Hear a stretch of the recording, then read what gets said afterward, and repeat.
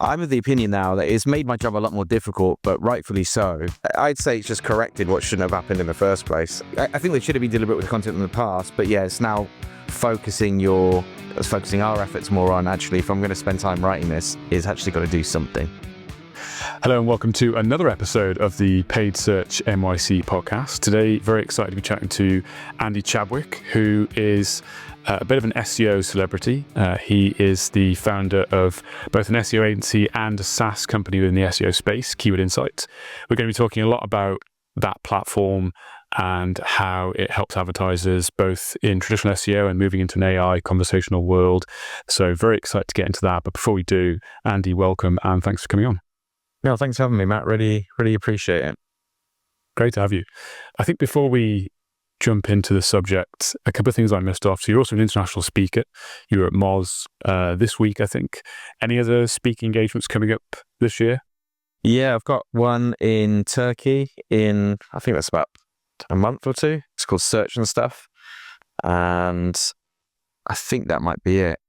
I might be going to Chiang Mai, but I'm not sure yet. So we'll leave it at the Turkey one. Nice. Sounds good. I'll look forward to seeing that. Before we dive into the meat of the subject, I'd love to just chat a little bit about your journey to where you are today as obviously an agency and SaaS founder.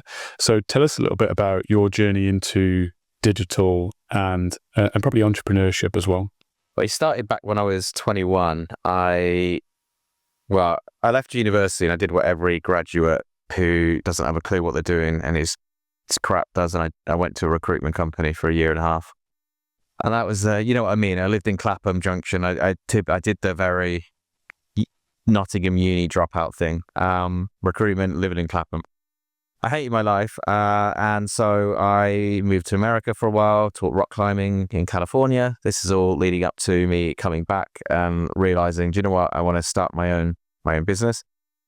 Luckily, I had a friend who left school when we were 16 and he's gone on to make the biggest steel door company in the country. It's massive now, like huge. And he kindly gave me some advice, a bit of startup capital, and said, why don't you start a roller shutter company? And right enough, I was trying to buy my parents a garage door at the time. Weird birthday present, but that's what they were after, a Christmas present even. And I noticed that every website was terrible. And Alex was like, yeah, exactly. And Alex has been my friend from school who started the steel door company. And he was like, look, I'll show you how to do it. And also, a lot of people who buy steel doors buy roller shutters, so you can piggyback off of that. Anyway, to cut a long story short, I taught myself SEO and a bit of paid marketing back in the day. I didn't really know it was called SEO. I just knew I wanted inquiries. And then fast forward 4 or 5 years, the company scaled up to, I think, 2.5 million was a turnover, and we had 25 staff. And at the time, I was 23, 24, and I was a useless manager. I was absolutely shocking.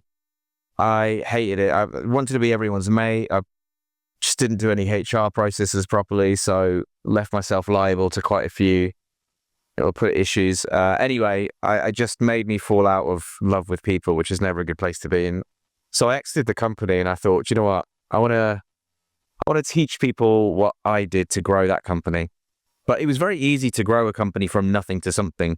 So I needed experience working with companies that are big things.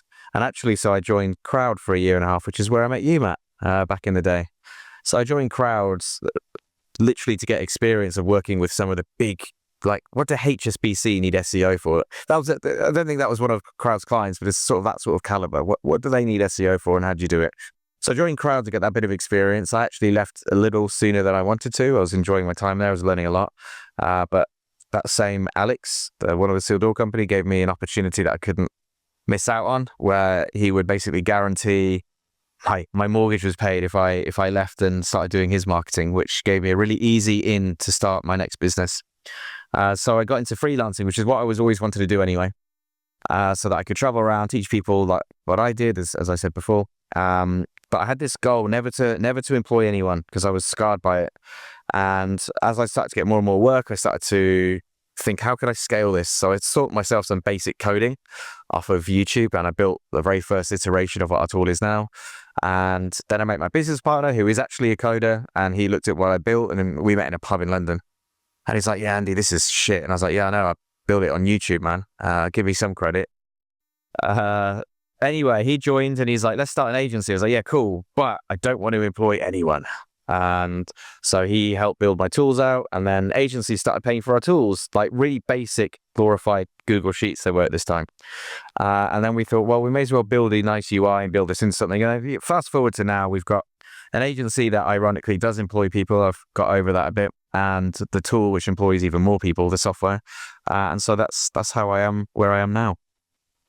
That's an incredible story, and it's interesting to hear kind of the motivation around not wanting to employ people. Also, yeah, God, not ideal, but it's interesting how that kind of then played out into you tried to automate and use technology versus employing people, which was probably the better move. And obviously there's limits to that, and now you've gone to employ people, but that's probably the thing that helped you succeed in the early stages. Is that fair to say? Yeah, 100%. I've always been a big proponent of automating as much as you can. I think it's a better way. Yeah, nice. Okay.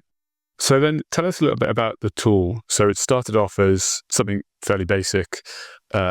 Maybe start with that. What did it start off as, and then what is it today?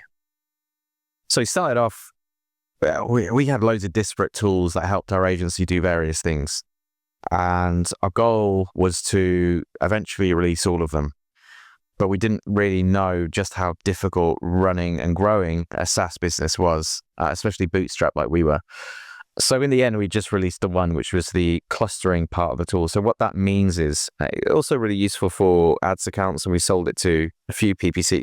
We mainly targeted SEOs because we were SEOs, but it worked for PPC companies as well. It's probably a lot changed since all the machine learning stuff, but it worked back in the day. So you could upload thousands and thousands of keywords, and we would analyze search results and group the keywords together where the search results are pretty similar. So basically, these are all the keywords you can target on one page. These are all the keywords you can target on one page. Do you know when you do your keyword research, you're left with 20,000 keywords. You're like, which of these go onto which page? So yeah, it made that really easy. It was useful for SEOs because it told them what pages to create. It also worked out the intent. So it'd be like, for this group of keywords, make it an informational page. For this group of keywords, you need to make it a category page. It worked well for paid teams because it was like, for this group of keywords, here's one ad group. For this keywords, here's an ad group. And what other people were using it for is actually working out the intent behind them, because we actually analyzed the true intent. So what we sometimes found was like, with paid especially, for this group of keywords, you might think it's a paid keyword. So what's a good example? I can't think of this isn't an example because this is incorrect, but there might have been a keyword you used to bid on, which was buy water bottle, which sounds heavily transactional. I can't remember the example. There was loads of keywords that sounded really transactional in nature, but Google, with all of its fees, user feedback loop and everything, had decided actually buy water bottle was informational. And so the top 10 results were actually more informational. And so we actually used to feed this back to some paid teams where we ran it. We're like, oh, these ad groups that you've got targeting keywords that look highly transactional, actually they're quite informational. I bet you're not getting a good return on ad spend on them. And when they looked into it, yeah, you're right. So that's what it was used for, mainly SEO, but it did have some crossover with paid as well. Interesting. Yeah. And what is it now? Yeah, what is it now? Yeah. Yeah, sorry, I missed that part. It's grown into like a full, we called it like a content suite. So now it's gone from still upload all your keywords and we'll group them. But now with a click of a button, you can then push that into having fully made and created pages, whether it is a landing page, a category page, anything, it does all that. So we call it a topical authority platform because it's maybe, I don't know if that word translates in paid, but it's a big thing in SEO at the moment, especially in May 2025. There's a big Google leak, and there was this metric that they're pulling from in one of their APIs, which is always a nebulous term that we used. And we had this idea that, if you become a topical authority, that is talking about everything in your niche, you're going to stand a better chance of ranking. It was quite nebulous. But when this leak came out in May 2025, there was actually a metric that they do apply to the site. So they don't just analyze each page on your site, they analyze the whole corpus, like Wikipedia, I guess. And it's like, how well does this entire site match this topic? So that's what we mean by becoming a topical authority. And so the platform lets you upload all these keywords, It will show you how you benchmark against your competitors for a given topic. And then at a click of a button, you can actually write the pages as well, category and landing pages and blogs and long form articles. So it helps you do all of that. Got it. When did you say that leak was? May this year? I believe it was May 25. It was definitely early this year. January, February, March, April, May, June, July. Oh, it might have been January, February, March 25. It's quite early this year. The reason I ask is that that's obviously very recent. So can assume that's within the new world we're in right now of like AI mode, AI overviews.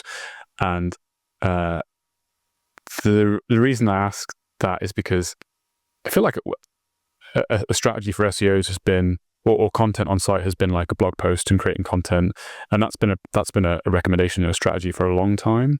So the fact that that is still correct and something you should do. I did just look it up. May 24. I got a year out, but it is still important, which we'll get onto. But it is May 2024. I did think that was a bit early. Yeah. So I think that because I know that companies have been writing blog posts, and that's been a core SEO strategy for a long time. Whether or not the blog posts that are created have been necessarily in the vein of being a topical authority versus like just keyword coverage, is that fair to say that maybe the change has been before you just write content, whereas now it's like, well, you have to be a bit more deliberate in terms of the topic and how you write around that topic? Yeah.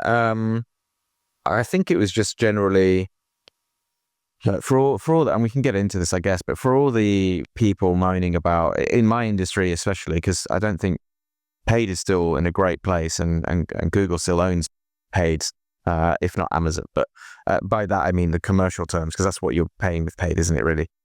There's a lot of SEOs obviously moaning because SEO used to be really fucking easy. Like, just write blogs. It used to be so like disproportionately easy. Just write a blog, and then stakeholders just cared about traffic, which is also wrong. But you could write a blog and stick a big CTA on it or whatever. It used to be that easy.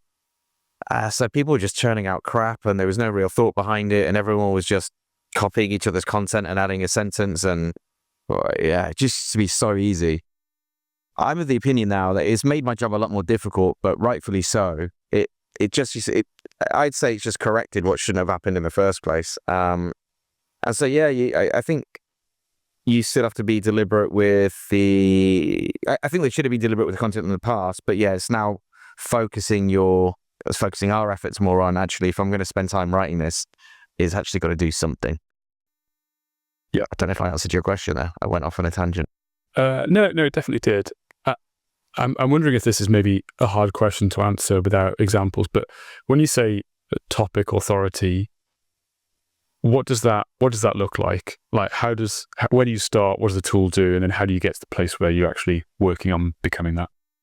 If you were a brand that sold suitcases and you had another brand that sold suitcases, and let's say in this hypothetical scenario, everything was equal, all things were equal, both sites sold exactly the same product, exactly the same prices, exactly the same speed. They had the same links, they had everything, they started on the same day.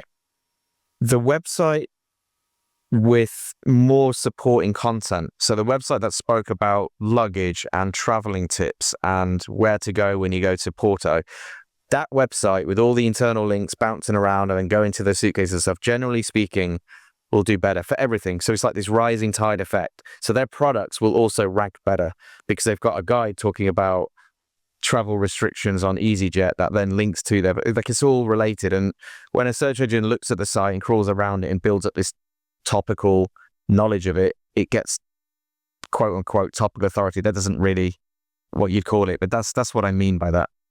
Yeah. Where do you then draw the line? So you talked about suitcases as an example there, and you've just talked about like travel restrictions going to a certain country. Like, how far out from the center of that topic can you go out before you're like, well, now I'm back to the old way of just writing content for content's sake? It's a really good question, and the honest answer of how we do it as an agency is it's just sort of a finger in the air, like, oh, that's maybe a bit too tangential. And we have seen cases where if you go too tangential to what you do, it actually ends up harming you, because then the search engines get confused about what you actually are. Forbes is a great example of this lately. They had so many random guides on best Father's Day names in their economics part of the site. It was just so random. There is a way you could do it. I don't know whether it would be the juice would be worth the squeeze, but what you could do if you wanted to and you actually cared enough, I don't know how familiar you are with like vector embeddings and that kind of thing. Assume not at all. Okay. So it's actually how LLMs actually work in partly, and it's how I guess search engines are understanding websites. So they do this thing called they make your whole site into a series of vector embeddings. So every word, I put it like this, and there's loads of different models. Like Facebook has their own vector embeddings model called BERT, and Google has their own one. There's loads of different models, but essentially what they've done is they've taken every single document that they can, billions and billions of documents, and they've analyzed all the words of it, and then they've basically plotted how similar words are on a chart. So they've given it a mathematical sign. So like dog, cat, and hamster are all sort of around each other because they're to do with pets, and they're generally seen in the same context and document. So that's how I'm giving you a really simplified version, but essentially the long and short of it is, and there's really good guides on how they do it. It's really I find it really interesting. Every word has been given a vector embedding. So on a 3-plane 3D model, every word has 3 numbers to it, like coordinates, 5, 6, 10, like that could be the coordinate of dog, and cat might be 5, 6, 11 because it's sort of vaguely similar. Do you see what I'm saying? Yeah. So every word has got that, and you can easily do it. You can run a page of your website through, you can run it through Screaming Frog, a tool like that, with OpenAI's vector embeddings, or you can run it through anything and basically turn that page of words, that mash of words, into a mathematical soup. Like, this is the number of this page. Where I'm going with this is you could, if you wanted and can be asked, you could, let's say you're about suitcases, you could make a vector embeddings of all the pages on your site and all the content, and you could basically say, I'm not going to stray more than like 20% away from this number. Yeah. So let's say my vector embeddings of suitcases is, again, this isn't how it works, but 80. I'm not going to go just 75, or a bit lower than 75. And does that make sense? So you could do it. No. The short answer is I just sort of finger in the air it and go, yeah, that's too far. But the reason I gave you all that background is search engines are doing what I've just said. So you could do it. That is very interesting. And I get your point around like juice worth a squeeze, because I guess you'd also want to factor in search volume, commercial value for those terms as well. Because even if something, say, you'd say you draw the line at 80, but at 79, there's like this huge area of search volume, you might be willing to sort of stray into that versus like... Yeah, that comes into it as well. Yeah. Yeah. Is that something, I'm going a bit technical here, sorry, but is that vectoring something you can only do with content you have, or could you actually from a starting point say, this is the middle, show me the vectoring, and then I can work it out, I can like plan my content from the center? You can, yeah, you can reverse engineer it that way. Something we're building into Keyword Insights is, I mentioned earlier, we can click a button and have the content written for you. Not like other AI writers. This isn't a place to sell that, but it's not like other AI writers which just relies on LLM. It actually goes and does the research and whatever. But one of the things we want to bring into it is we also want to create vector embeddings of all the top ranking content and then compare it if you're doing your own one. So we want to use it to help you not only create content, but improve content you've already got, and then create a vector embedding of your page and then say, like, these are all the topics that you're missing based on these vector embeddings. So you can do it that way. Yeah. Another question on that. Does this just apply to text or video as well? So video, I don't know the answer to that. So I'm going to make up what I think the answer is based on how I think it works. The way I understand it, because video is actually one of the core things that's feeding into where AI and citations and ChatGPT is pulling from. Mainly where Gemini and the Google products are pulling from is YouTube. So how I think that's working is they're obviously transcribing, as TikTok does, all the videos in the background, so then it becomes text again. So I don't know the answer to your question, but I think it's just based on text because they're transcribing it anyway. Yeah, makes sense. I mean, I would agree with that hypothesis. And then my mind goes to all the social signals that are getting pulled into Google now as well. I'm sure that's an element of it. I guess that means that you probably need to as you always have done with SEO, you need to make sure that you are, it's not just about your website, basically. There's other content sources, either owned or cited, that you need to worry about, backlinks, PR, etc. A lot of this feels like, even though there's additions in terms of potential sources, a lot of this still feels like SEO fundamentals. But how much would you disagree with that? Oh, massively. There's the same things that we've done in the past we should always be doing. Like, it's common sense. Like, if you what's Google's mission? It's always been create great website with great UX, with great content, and people will come. And it's the same thing.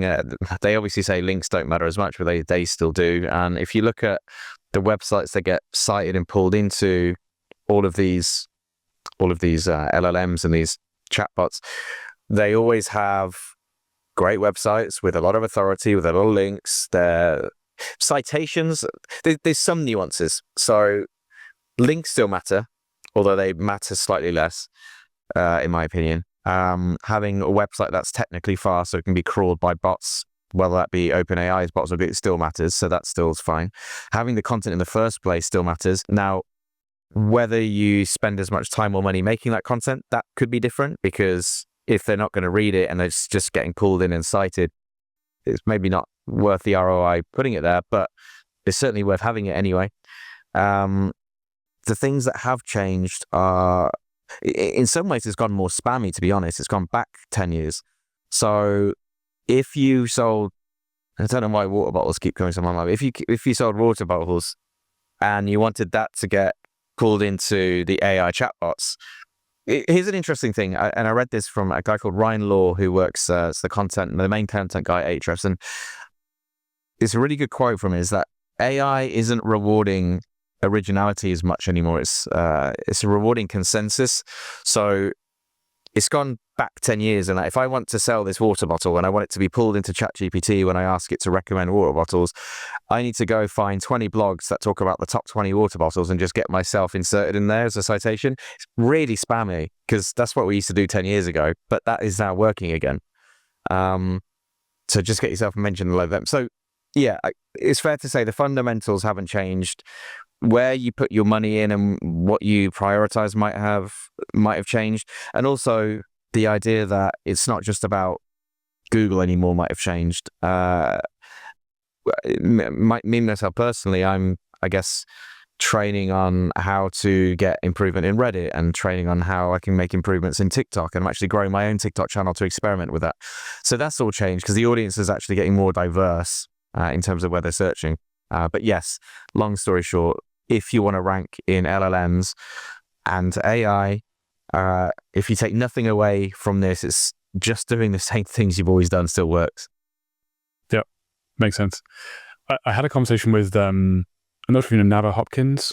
I don't. She's SEO. I think she's been SEO. She's a Microsoft Ads liaison now. But we did an episode together, and we talked about how easy it would be to game some of these new ranking systems. So, we're talking black hat, grey hat SEO techniques. And it feels like, to your point, it has become slightly easier. And the thing that we also talked about was like the volatility. So the speed of ranking changing, and that then gives you the ability to potentially be a bit more spammy with it. Would you agree with that? Yeah, I would, in that, to get into these LLMs, you can do some pretty spammy things to do it. I would, basically. I was going to go off on a tangent, but yeah. I'm tempted to ask you to go off on that tangent. I was only going to say, Google still makes up, I've got the stats somewhere here. Was it 92% of people searching still go to Google, right? So I can easily, it's great because stakeholders are coming to me from clients who we're working with and going, we want to get mentioned in LLMs, like they did back in the day with voice search. I mean, voice search was pointless, and I said it back then. I actually do think people should be working to get in LLMs, but it's like, I can do all this spammy stuff and it's going to pull away some of what I'm doing for your site anyway. But at the moment, it's still accounting for a very small percentage to get you mentioned in those ChatGPT. So yes, to answer your question on the face of it, yes, it's easier to do spammy stuff that get mentioned in the LLMs, but sometimes is it worth it? And I'm seeing a lot of clients pull traditional SEO budget to get that done, and it's like, no, just keep doing the same things because you will get mentioned. And the spammy things, okay, fine, but there's not enough people coming through from them yet. Yeah, it makes sense. I feel like a similar sort of thing in paid, where sometimes you do focus a little bit too much on the hacks and the potential workarounds versus like, no, just keep to the fundamentals, and that's probably going to be the biggest payback. Yeah, the only difference is, and I did mention it just before we jumped on this call, but the framing of it from an SEO perspective has to change.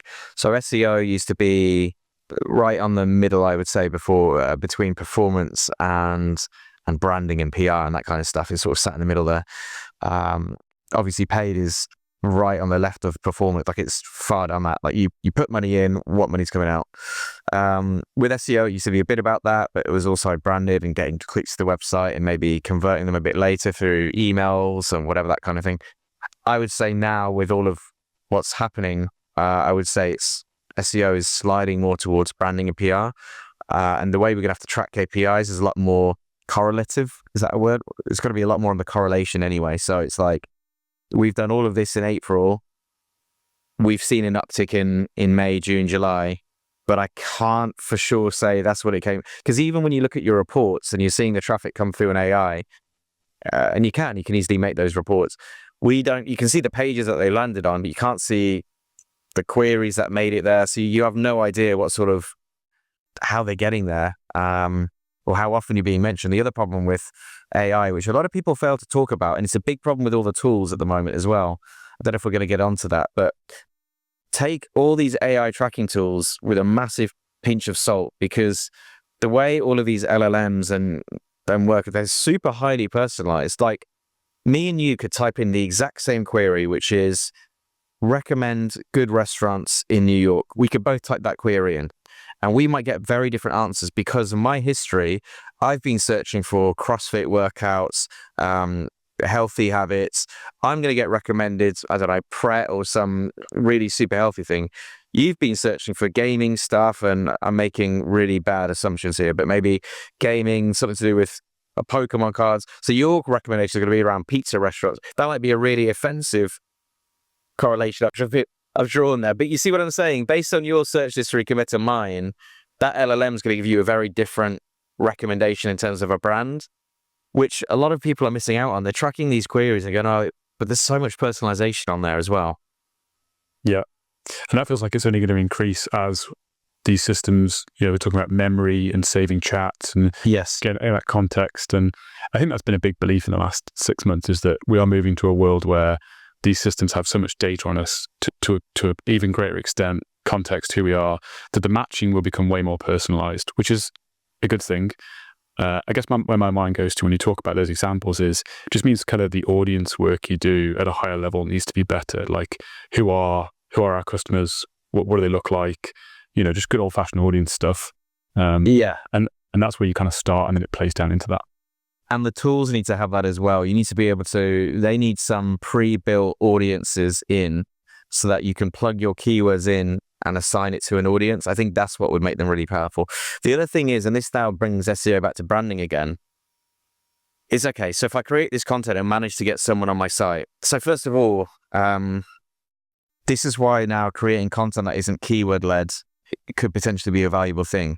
So an experiment I really want to run, and I think you might like this, and I think it'll go well, and I've seen someone do something similar with really good results, is if you just make a piece of content that's just bloody interesting and really good and get someone to land on your webpage. So not the sort of stuff that LLMs can reproduce because they're trained on pretend.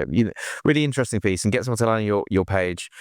And then you put a button on your page that's like, I don't know, I haven't quite really thought through it yet, but it maybe says like, analyze this with ChatGPT. You know how you can share to Reddit and stuff, something like that, but for your own GPT or whatever. So that when someone clicks that, it can maybe make it into a post for them, or it can summarize it for them, but it takes them to their ChatGPT or whatever they're using. Why that's going to be really powerful is then their ChatGPT is just, you've just basically made it really easy for them to dump your content into their ChatGPT with your brand name and everything. And then later, maybe when that person's asking it a question, it knows that you've been on that site and it will recommend that site for something else. So it's like forcing your brand into their LLM's memory, which would be a really cool thing you can do. To repeat that back so I understand, are you basically saying a way to say to the GPT, this is something I really like, so put this in the memory so you know more about me, so you can suggest things that are similar to this? Is that? Well, no, you as the user wouldn't even know that's happening. We've just got a big button. Maybe it's a big wall of text, or maybe it's an image and something. And all I'm trying to make you do is click the button to push it into your ChatGPT. So it might be summarize this, or use this button to get a quick overview from ChatGPT, or something that is going to make you go, I'm going to click that. I see. So you don't really know what my goal is, so that I am in your ChatGPT's memory. You haven't really thought about that. I'm just trying to make it easy for you to summarize it or something. Do you see where I'm going with it? Yeah, I see what you mean. Yeah. It's almost like, forcing yourself into that, into the user flow. However they might be using ChatGPT, like you say, whether to summarize something or to get whatever it might be. That is very interesting. Yeah. That's a little, and I've seen some early tests with something similar that has worked. I'm trying to work out how we could do that with other types of content formats, but that's something I think is really going to be quite cool. I mean, that's going to get its own name. That method of marketing. It's Inception. Inceptioning your ChatGPT. Yeah, that's where I was going. Inception. Yeah. Wow, that's very cool. This has been really fun. We've gone deep, talked a lot about traditional SEO, future of SEO. Really, really useful. I have one question for you left, and that is, where can we find you on TikTok? I think it's just Andy Chadwick, but my TikTok's really cringy. We're trying to offer it to clients, as I said, as a new offering, and so I'm giving it a go. I'm proud of every one of my 750 followers I've got at the moment, but I'm making them, and all my friends are ripping the piss out of me. But it's got to be done. But yeah, follow me on TikTok and have a look. It's mainly business advice rather than SEO and things. But yeah, have a look. I've seen a few. I think they're great. So yeah, keep going. Yeah. Awesome. Well, yeah, thanks again, Andy. Really good. Cheers, man. Thanks for having me.